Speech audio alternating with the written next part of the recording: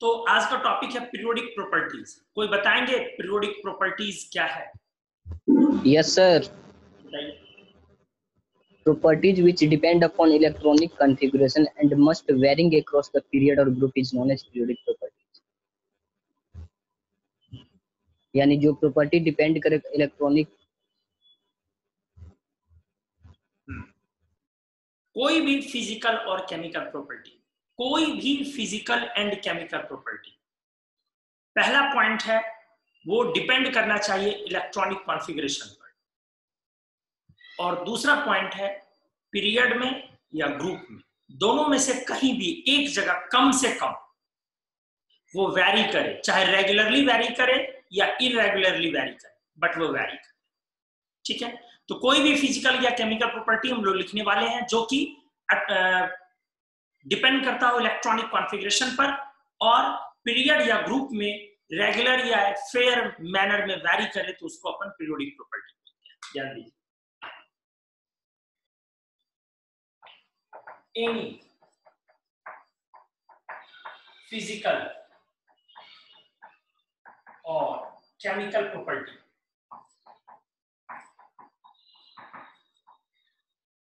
which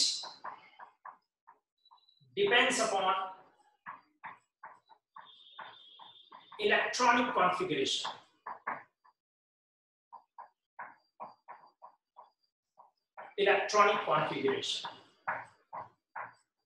and must vary across the period or group regularly और irregular, किसी भी तरीके से वैरी करे, बट वो वैरी करना चाहिए, तो उसको हम लोग पीरियोडिक प्रॉपर्टी बोलते हैं। कोई भी फिजिकल या केमिकल प्रॉपर्टी जो डिपेंड करता हो इलेक्ट्रॉनिक कॉन्फ़िगरेशन पर और वैरी करेगा अक्रॉस द पीरियड या ग्रुप रेगुलरली या इरेगुलरली, तो उसको हम लोग पीरियोडिक प्रॉपर्टी बोलते हैं। अजय, जैसे पहला प्रॉपर्टी लिया जाए, अच्छे से देखो, क्या साइज। साइज सबसे पहले ये देखना है क्या इलेक्ट्रॉनिक कॉन्फ़िगरेशन पर डिपेंड करता है। 2:1, 1:2s1, sodium 2:8:1, 1:2s2, 2p6, 3s1, potassium 2:8:8:1, rubidium 2:8:18:8:1। आप क्या देख रहे हैं, साइज क्यों बढ़ रहा है? Due to formation of an extra orbit successively. Size बेटा क्यों बढ़ रहा है? तो due to formation of an extra orbit successively, लगातार एक एक्स्ट्रा ऑर्बिट का फॉर्मेशन होते चले जा रहा है, इस वजह से साइज अपना बढ़ रहा है। और लगातार एक ऑर्बिट बढ़ रहा है मतलब इलेक्ट्रॉनिक कॉन्फ़िगरेशन बता रहा है कि एक ऑर्बिट बढ़ रहा है, इसीलिए ये तो कंफर्म हो गया कि ये डिपेंड किया इलेक्ट्रॉनिक कॉन्फ़िगरेशन पर। अब सेकंड पॉइंट ये है ग्रुप और पीरियड में वैरी करना। तो पीरियोडिक टेबल में लेफ्ट और डाउन जाने पर, जैसे हमने देखा कि डाउन जाने पर साइज बढ़ रहा है, तो पीरियोडिक टेबल में लेफ्ट और डाउन जाने पर साइज इंक्रीज कर रहा है। पीरियोडिक टेबल में लेफ्ट और डाउन जाने पर साइज इंक्रीज कर रहा है। किधर? लेफ्ट और डाउन जाने पर। ये आपके लिए इंपॉर्टेंट मैसेज है यहाँ, लेफ्ट और डाउन जाने पर। तो इस तरह से पीरियोडिक टेबल का लार्जेस्ट साइज एलिमेंट, सबसे बड़ा साइज वाला एलिमेंट कौन है? तो दैट वन इज सीजियम। सबसे बड़ा साइज का स्टेबल एलिमेंट कौन है? स्टेबल भी लगा लीजिए आप। तो सबसे बड़े साइज का स्टेबल एलिमेंट कौन है? तो सीजियम। साइज किधर बढ़ेगा? Left and down. तो साइज एक पीरियोडिक प्रॉपर्टी होगी। साइज इस तरह से बेटा एक periodic property. Next sir clear नहीं दिख रहा है सर। नहीं दिख रहा है तो बार बार बोल दिया ना, तुम्हारा नेटवर्क प्रॉब्लम है, तो फिर इसमें टोकने की क्या जरूरत है? अगर मेरा नेटवर्क का इशू होता तो बाकी लोग भी बोलते। वेट कर लिया करो, अगर सब लोगों को ऐसा प्रॉब्लम हो तो जाहिर सी बात है कि मेरे नेटवर्क में इशू होगा।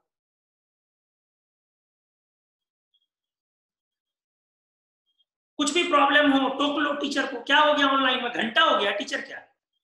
कुछ भी डाउट हो टीचर को टोक लो। खाना नहीं बना, बोल लो टीचर को कि सर खाना नहीं बनाया घर में।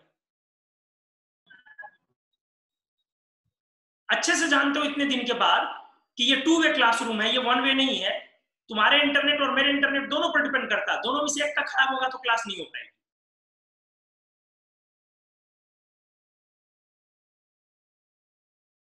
रिकॉर्डिंग मोड में रहता है लेक्चर और बीच में बोल पड़ते हो कुछ भी।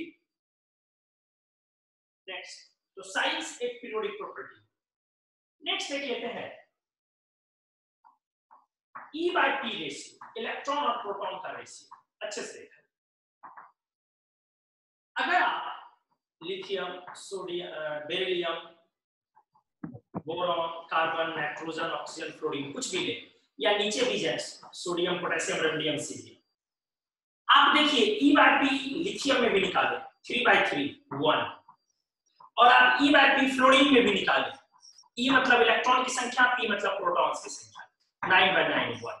आपका चेंज नहीं हुआ।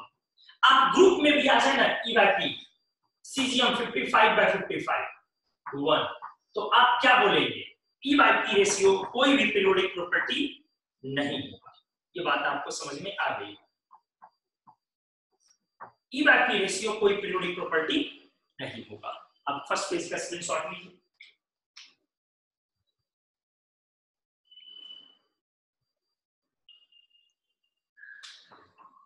नेक्स्ट एप्लीकेशन लिया जाए E/P रेशियो के बाद आयोनाइजेशन एनर्जी। आयोनाइजेशन एनर्जी पहले ये भी थोड़ा सा समझा ले आपको, व्हाट इज दिस, ध्यान से। रिलेटेड विथ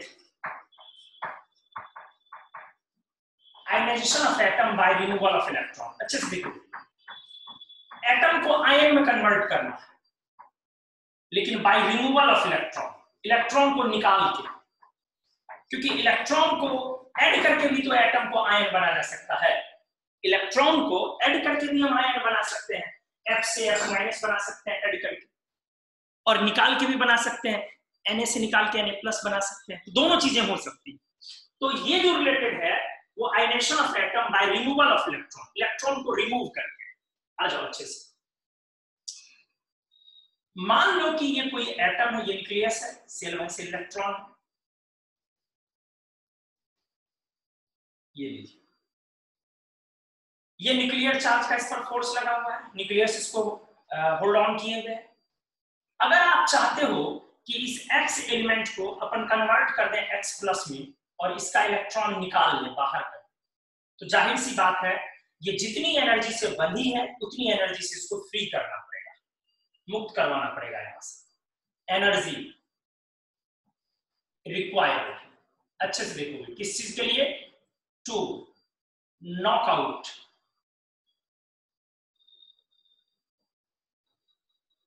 और रिमूवल ऑफ इलेक्ट्रॉन।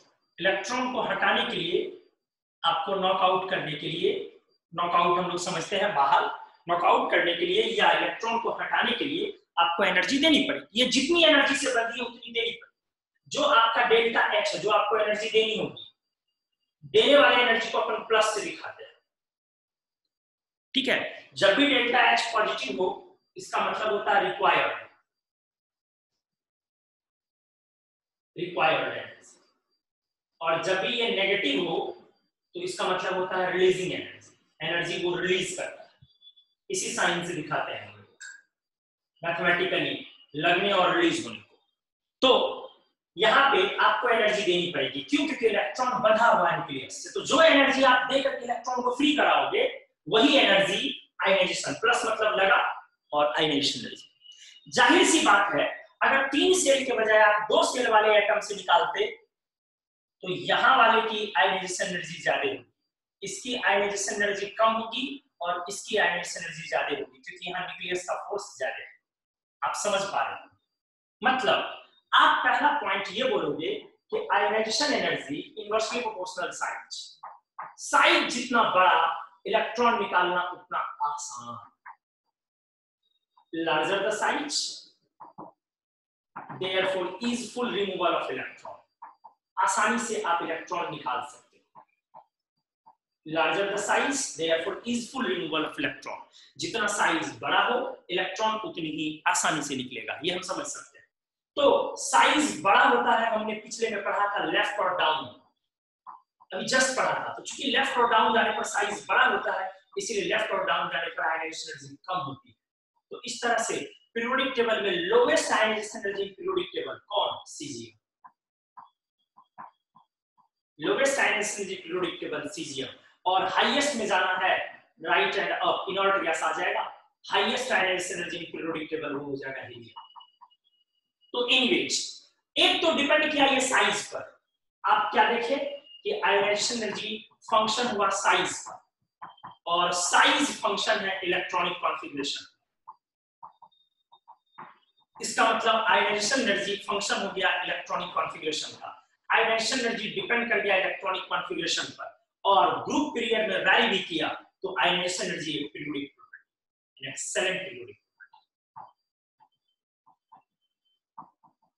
तो हम लोग ये आपको बता रहे हैं अभी यहाँ पर कि कौन सा पीरियोडिक प्रॉपर्टी होगा या कौन नहीं। अगर कभी एक क्वेश्चन कभी कभार आता है, हालांकि बहुत फ्रीक्वेंटली नहीं आता, बट समझने वाली चीज भी, कॉन्सेप्ट भी है, और क्वेश्चन रेयर आता है। तो कौन सा चार आपको प्रॉपर्टी दे करके बोलेगा कि इनमें से कौन पीरियोडिक प्रॉपर्टी नहीं है? तो जाहिर सी बात है ये याद रहता है लोग को, सिंपली लोग बोल देते हैं हमने साइज पढ़ा, आयनाइजेशन एनर्जी पढ़ा, इलेक्ट्रॉन एफिनिटी पढ़ा, इलेक्ट्रोनेगेटिविटी पढ़ा, लेकिन कभी कभी एग्जाम में कुछ नई चीजें डाल देता है, नया चीज जो पहले बच्चों ने नहीं पढ़ा। जैसे ई बाय पी रेशियो बच्चों ने नहीं पढ़ा, तो कभी ई बाय पी रेशियो डाल, कभी और नई चीज जैसे एन बाय पी रेशियो बच्चों ने नहीं पढ़ा, तो कभी एन बाय पी रेशियो डाल, कभी और नई चीज बॉन्डिंग बिहेवियर बच्चों ने नहीं पढ़ा, तो कभी बॉन्डिंग बिहेवियर डाल दिया। मतलब वो अपने हिसाब से चीजों को कभी कभी बदलते रहता है।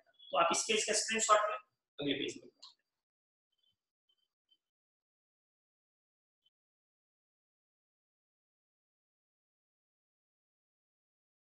सर आप माइक ऑन करना।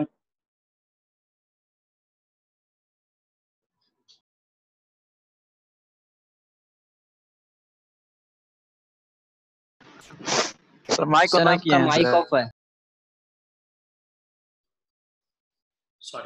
सॉरी माइक ऑफ था।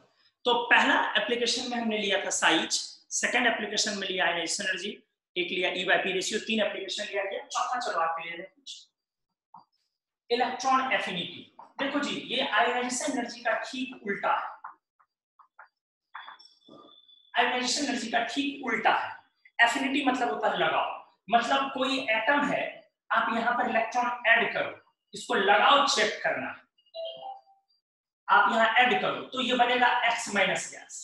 अच्छे से देखो, हमने बोला कि ये आयनाइजेशन एनर्जी का उल्टा है। उल्टा का मतलब कि यहां पर लगाव चेक करना है, अफेक्शन।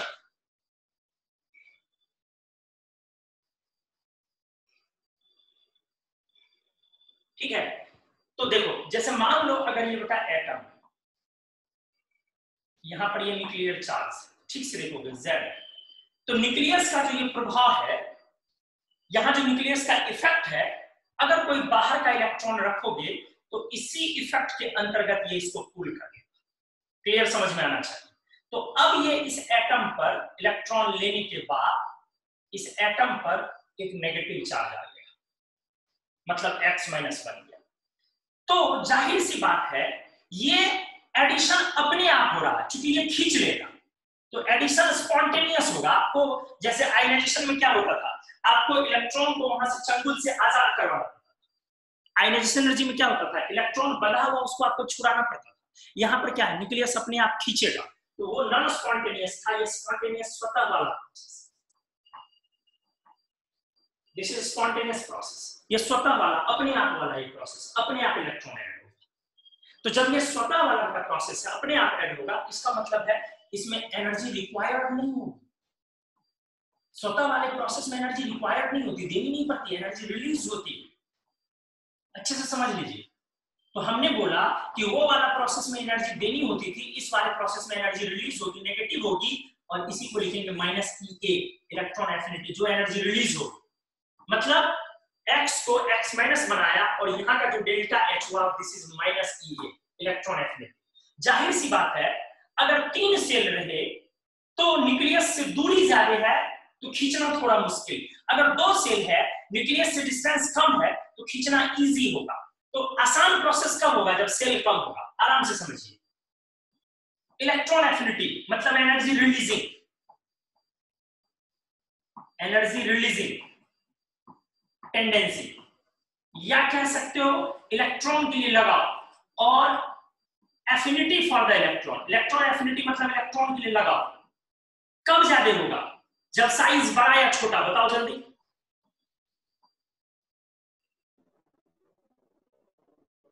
छोटा होगा सर। साइज जब छोटा होगा उतना ज्यादा होगा। वेरी गुड, क्योंकि न्यूक्लियस के करीब आ जाए। तो आपने क्या देखा कि राइट और अप जाने पर चूंकि साइज घटता है, इसीलिए राइट और अप जाने पर इलेक्ट्रॉन एफिनिटी बढ़ जाए। तो highest electron affinity in periodic table, highest electron affinity in periodic table पढ़ना चाहिए फ्लोरीन, बट अनफॉर्चुनेटली फ्लोरीन ना होकर के ये होता है क्लोरीन, Cl। तो इस तरह से इलेक्ट्रॉन एफिनिटी भी एक पीरियोडिक प्रॉपर्टी हुआ, ग्रुप पीरियड में चेंज भी कर रहा है और साइज पे डिपेंड किया, साइज डिपेंड कर रहा है इलेक्ट्रॉनिक कॉन्फिगरेशन। इलेक्ट्रॉन एफिनिटी भी एक पीरियोडिक प्रॉपर्टी। चलिए नेक्स्ट अगर एप्लीकेशन लिया जाए, मैं कह रहा हूं n/p रेशियो, न्यूट्रॉन और प्रोटॉन का ratio, n/p ratio, neutron and proton का रेशियो। आज lithium, beryllium, boron, carbon, nitrogen, oxygen, fluorine. Lithium 37, mass number लिखना इसलिए जरूरी है क्योंकि n/p निकालोगे न्यूट्रॉन और प्रोटॉन दोनों की संख्या। तो चलो आ जाओ, ये 9 आप यहां पे निकालो n और p, p is 3, n is 4, p is 9, n is 10, तो n/p each 4/3 and n/p each 10/9। तो आपने क्या देखा, n/p वैरी कर रहा है, n/p रेशियो इज वैरी। अगर वो बदल रहा है इसका मतलब क्या हुआ, n/p एक पीरियोडिक प्रॉपर्टी।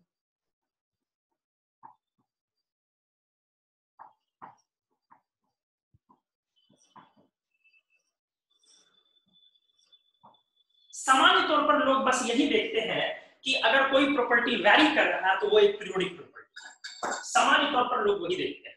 लेकिन हमने आपको दो शर्तें बताई है, एक पहला वो डिपेंड करना चाहिए इलेक्ट्रॉनिक कॉन्फिगरेशन पर, और दूसरा तब वो वैरी करना चाहिए।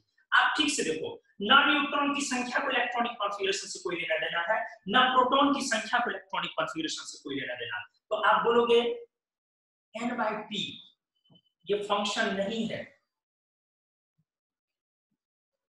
इलेक्ट्रॉनिक कॉन्फिगरेशन, n/p ये फंक्शन नहीं है इलेक्ट्रॉनिक कॉन्फिगरेशन का, इसीलिए n/p नॉट अ पीरियोडिक, ये पीरियोडिक प्रॉपर्टी नहीं। क्या आप लोगों की ये चीजें क्लियर हुई, बताओ यस और no. Yes sir. Yes sir. Yes sir. Screenshot. Next property लेते हैं हम लोग, size, ionization energy, electron affinity, E/P ratio, n/p ratio. Next लेते हैं एक प्रॉपर्टी बॉन्डिंग बिहेवियर।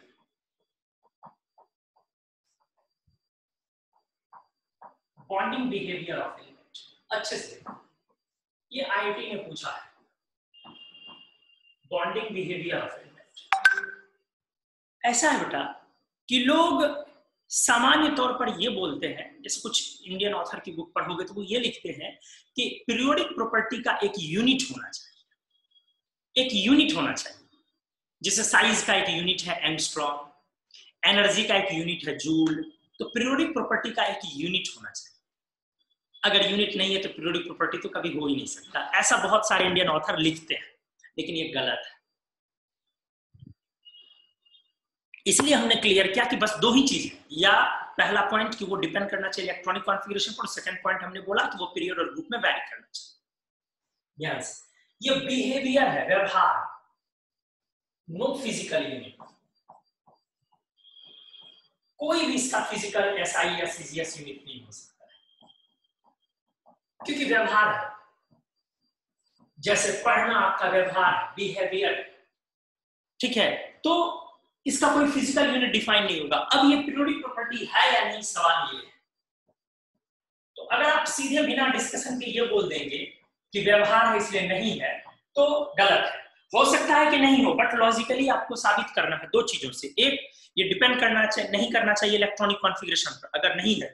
और सेकंड, ना कॉन्फ़िगरेशन पर डिपेंड और ग्रुप में वैरी। इन दोनों पॉइंट को फॉलो करना है। दोनों में से अगर एक भी पॉइंट वैलिड नहीं हुआ इसके लिए तो ये नहीं होगा। तो चलो आ जाओ बॉन्ड बनाने का व्यवहार। आप पहले ये देख लो, केमिकल बॉन्ड जो आप बनाते हो, chemical bond for formation of molecule, जब भी आप मॉलिक्यूल बनाने के लिए बात करते हो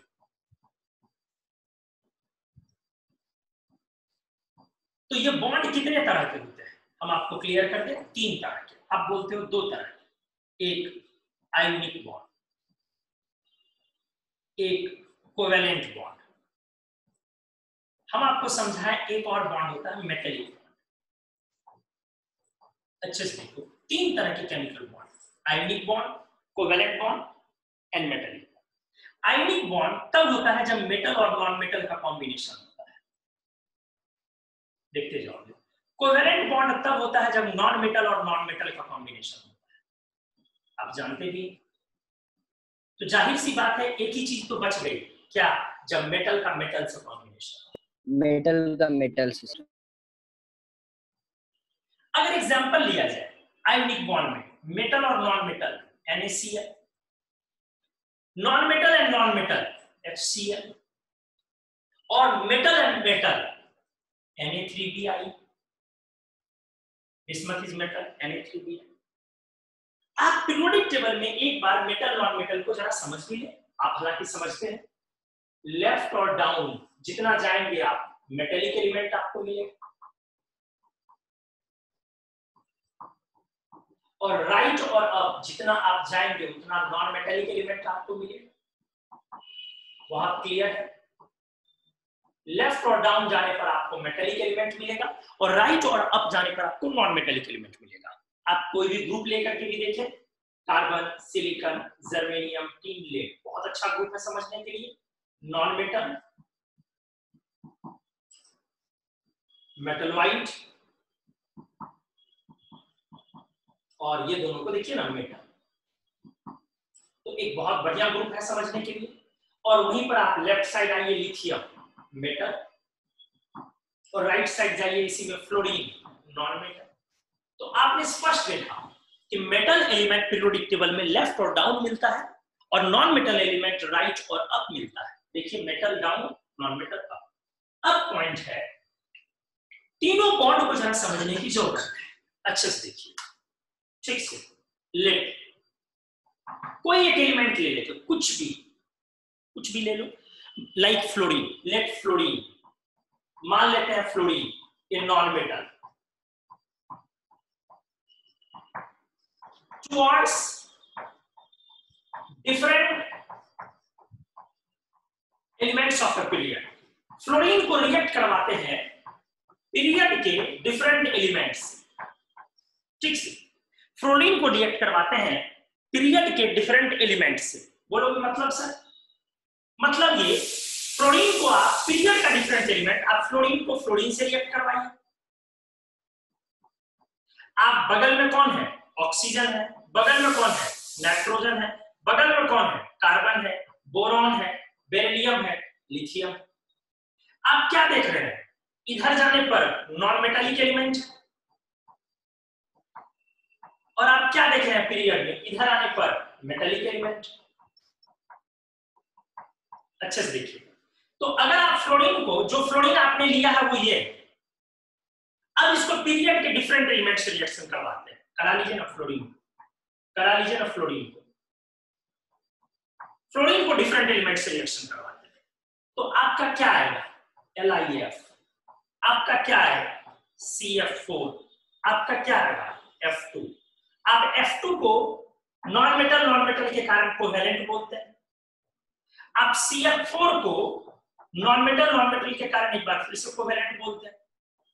बट आप LiF को मेटल के कारण आयोनिक बोलते हैं। तो आपने क्या देखा? फ्लोरीन का बॉन्डिंग बिहेवियर पीरियड के डिफरेंट एलिमेंट्स की तरफ चेंज हो गया। मैं फिर से रिपीट कर रहा हूं, आपने क्या देखा? फ्लोरीन का बॉन्डिंग बिहेवियर फ्लोरीन का बॉन्डिंग बिहेवियर फ्लोरीन की तरफ या ऑक्सीजन की तरफ या नॉन मेटल की तरफ या कार्बन की तरफ था कोवेलेंट बॉन्ड बनाने का, बट धीरे धीरे फ्लोरीन का बॉन्डिंग बिहेवियर मूड चेंज हुआ, अब वो आयोनिक बॉन्ड बनाता है। आपको समझ में आएगा? तो हम लिखने वाले हैं इस तरह से कि bonding behaviour of fluorine, left आने पर bonding behaviour of fluorine gradually changes और swings मतलब बदल जाना, swings from covalent to ionic। Left side आप कोवेलेंट में थे, राइट साइड, और धीरे धीरे लेफ्ट जाने पर आप कोवेलेंट टू आयोनिक में आपका बदल गया। तो हमने ये देखा कि एलिमेंट का बॉन्डिंग बिहेवियर पीरियड में चेंज हुआ। ग्रुप में भी देख सकते थे, हमने पीरियड लिया।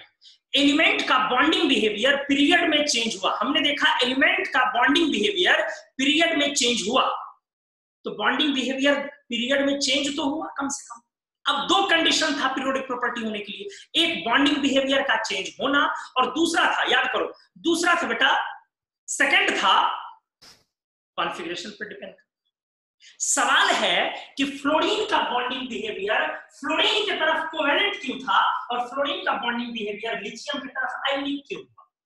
जरा आराम से सोचिए। इसीलिए क्योंकि फ्लोरीन जो था सामने वाला वो नॉन मेटल था और लिथियम जो है सामने वाला वो मेटल है, तो बॉन्डिंग बिहेवियर ग्रेजुअली चेंज कर गया। वहां का जो फ्लोरीन है सामने वाला वो नॉन मेटल है और यहाँ का जो लिथियम है सामने वाला वो मेटल है, तो बॉन्डिंग बिहेवियर ग्रेजुअली चेंज कर गया। मेरी बात को अच्छे से समझिए। अब वो नॉन मेटल क्यों है और ये मेटल क्यों है? तो इसका जवाब साफ है, इलेक्ट्रॉनिक कॉन्फ़िगरेशन की वजह से। कोई एलिमेंट एक वैलेंस इलेक्ट्रॉन के साथ कभी नॉन मेटल हो नहीं सकता, मेटल ही होगा। दो वैलेंस इलेक्ट्रॉन के साथ कभी नॉन मेटल हो नहीं सकता, मेटल ही होगा। और 7 वैलेंस इलेक्ट्रॉन के साथ कोई मेटल नहीं हो सकता, नॉन मेटल ही होगा। तो वैलेंस इलेक्ट्रॉन ही तो डिसाइड कर रहा है कि मेटल है कि नॉन मेटल है। इसका मतलब क्या है? लिथियम ने फ्लोरीन से रिएक्ट किया और सामने वाला फ्लोरीन नॉन मेटल इसलिए है क्योंकि उसके साथ वैलेंस है, इसीलिए वो बॉन्ड कोवेलेंट हुआ। और फ्लोरीन ने लिथियम से रिएक्ट किया, सामने वाला लिथियम मेटल इसलिए है क्योंकि उस लिथियम के पास एक ही वैलेंस इलेक्ट्रॉन है, इसीलिए वो बॉन्ड आयोनिक हुआ। तो हमने क्लियर क्या बोला? हमने ये बोला कि फ्लोरीन का बॉन्डिंग बिहेवियर इस तरीके से पीरियड में चेंज किया, और न चेंज किया वो इलेक्ट्रॉनिक कॉन्फ़िगरेशन पर डिपेंड करते हुए चेंज किया, क्योंकि कभी वो मेटल के साथ आयोनिक बना रहा है और कभी वो नॉन मेटल के साथ कोवेलेंट बना रहा है, और ये नॉन मेटल एलिमेंट का होना ये इलेक्ट्रॉनिक कॉन्फ़िगरेशन की वजह से। तो हमने साबित किया कि बॉन्डिंग बिहेवियर एक बिहेवियर होते हुए भी एक पीरियोडिक प्रॉपर्टी। आप इसका स्क्रीनशॉट ले, अगले पेज में मैं आप ग्रुप में लेकर के आपको दिखाता हूं। आइए, जैसे एक एलिमेंट हमने फ्लोरीन लिया और उसको पीरियड के डिफरेंट एलिमेंट्स की तरफ ले गए, इस बार फिर एक एलिमेंट लेते हैं और उसको ग्रुप के डिफरेंट एलिमेंट की तरफ ले जाते हैं और क्लैरिटी। और वहां नॉन मेटल लिया गया था, अब की मेटल ले लेते हैं। समझिए चीजों को, सिचुएशन को थोड़ा चेंज कर देते हैं कि थोड़ा मेंटल प्रैक्टिस अच्छे लेवल पर, ठीक है। तो इस बार हम लोग ले रहे हैं एलिमेंट में एक मेटल और उसको ले जाएंगे डिफरेंट एलिमेंट्स ऑफ ग्रुप की तरफ। मानिए let's sodium a metal towards different elements of a group, अच्छे से देखो, ठीक से देखोगे।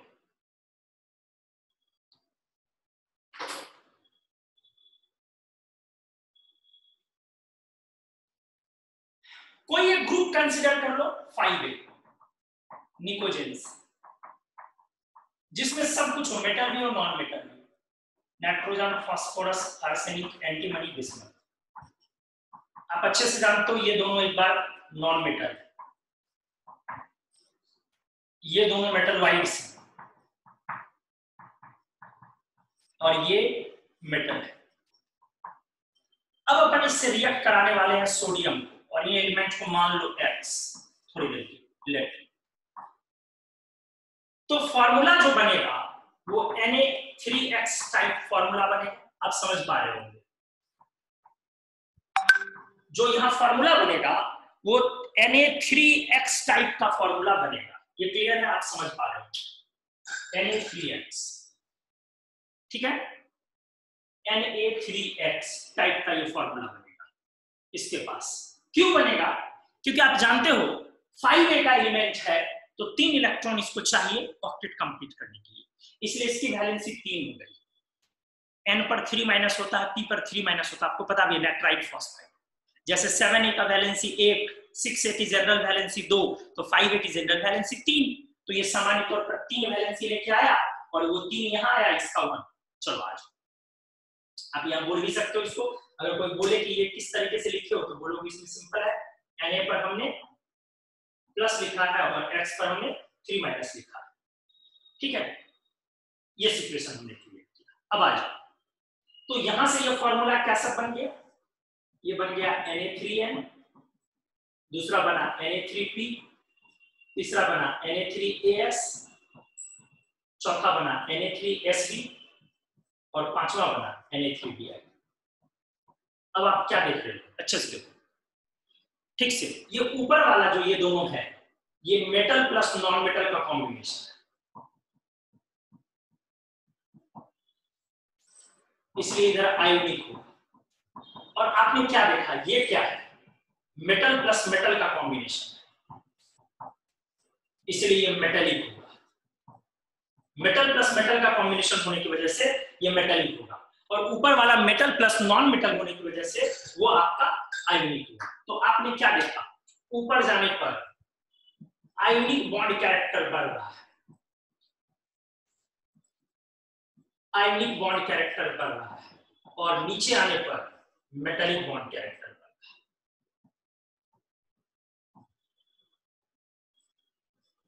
अब आपको ये चीजें अच्छे से समझ में आई होगी। जबकि अभी आप पीरियड में जब आप ले रहे थे तो आप क्या देख रहे थे, राइट जाने पर नॉन कोवेलेंट बॉन्ड कैरेक्टर बढ़ रहा था, और राइट आने पर नहीं सॉरी राइट जाने पर कोवेलेंट बॉन्ड कैरेक्टर बढ़ रहा था, और लेफ्ट आने पर आयोनिक बॉन्ड कैरेक्टर बढ़ रहा था। ऊपर जाने पर आयोनिक बॉन्ड कैरेक्टर बढ़ रहा है और नीचे आने पर मेटेलिक बॉन्ड कैरेक्टर बढ़ रहा है। मतलब उसी सोडियम के बारे में बोलिए कि वो सोडियम हालांकि Na3N does not exist, practically ये एग्जिस्ट नहीं करता है, फिर भी प्रैक्टिकली डज नॉट एग्जिस्ट, फिर भी तो आपने क्या देखा, वही सोडियम फास्फोरस की तरफ आयोनिक बॉन्ड बना रहा है और उसी के ग्रुप बिस्मथ के साथ मेटेलिक बॉन्ड बना रहा है। तो बहुत अच्छे से साबित हुआ कि ये एक पीरियोडिक प्रॉपर्टी हुआ। Bonding behaviour is an excellent periodic, bonding behaviour an excellent periodic, बहुत ही अच्छा पीरियोडिक प्रॉपर्टी। आपकी ये चीज अब क्लियर हो गई, बहुत ही शानदार पीरियोडिक प्रॉपर्टी हुआ। आप यहां मेटेलिक लिखो, आप यहां आयोनिक बॉन्ड लिखो, और आप यहां कोवेलेंट बॉन्ड लिखो। स्ट्रैंगल देखो, FF bond, SF6, SiF4, AlF3, NAF, देखते जाओ। आयोनिक को मेटेलिक में ले जाओ, Na3P, Na3Bi।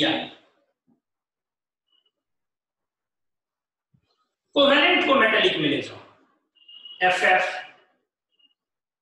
कोवेलेंट को मेटेलिक में, SF6, और चले जाओ मेटेलिक की तरफ, मेटल की तरफ धीरे धीरे बढ़ जाओ, SN-SN bond, SS bond, SN-SN bond, और चले जाओ सिल्वर सिल्वर, AG।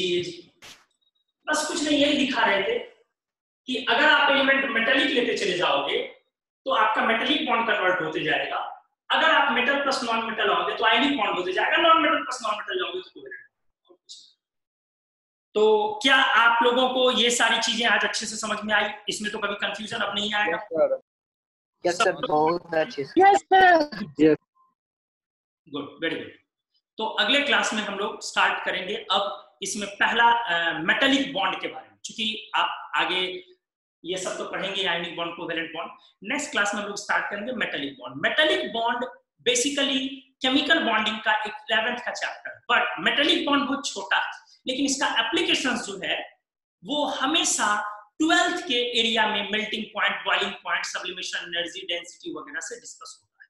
मतलब नेक्स्ट क्लास जो अपन कुछ चीज करने वाले हैं वो कंप्लीट 12th का एरिया हो जाएगा, बड़ा सा एरिया हो जाएगा। आगे के 2 क्लास में 2 से 3 क्लास लगेंगे, वो बहुत बड़ा एरिया होगा जिसमें कंप्लीट 12th वाला एरिया हम लोग डिस्कस करेंगे। ठीक है, उम्मीद है ये वाला क्लास आप अच्छे से समझे होंगे। नेक्स्ट क्लास का आप लोग इंतजार कीजिए।